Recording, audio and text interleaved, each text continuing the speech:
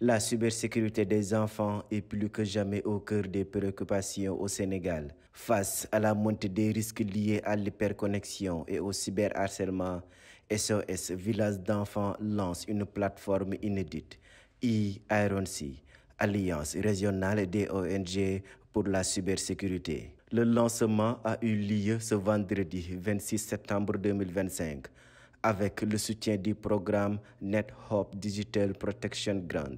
Objectif, renforcer les capacités, partager les bonnes pratiques et mettre en réseau les ONG face aux défis croissants de la cybersécurité. Cette rencontre sur la cybersécurité est d'une importance capitale. Nous sommes une ONG qui a le mandat de l'État de protéger les enfants et les communautés dans lesquelles évoluent ces enfants, surtout les enfants et les communautés vulnérables.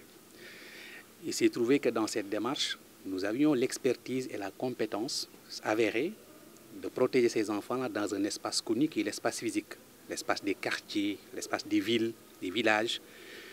Mais quand cet espace-là se transforme en espace cyber, comme l'a dit Madame la directrice, les problématiques deviennent autres. Et ça demande une nouvelle expertise, une nouvelle approche. C'est ça qui est à la base de cette approche qui s'appelle Alliance des ONG sur la cybersécurité. Et l'objectif, c'est de s'approcher de l'État, de fédérer nos énergies pour avoir la réponse appropriée de protection des enfants, comme on le faisait dans l'espace, entre guillemets, physique.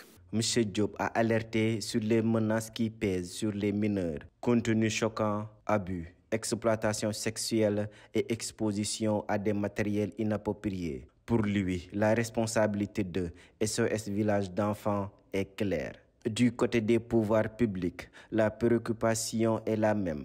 Madame Aïssatou Jeanne Ndiaye, directrice d'éthique au ministère de la Communication, des Télécommunications et du Numérique, rappelle que les statistiques sont inquiétantes. Les statistiques que nous avons montrent que 66% des enfants utilisent les réseaux. Parmi ces 66, on a également un nombre important qui disent avoir une fois au moins menti sur leur âge pour accéder. Parce que l'âge légal pour rentrer dans les réseaux sociaux, c'est 18 ans.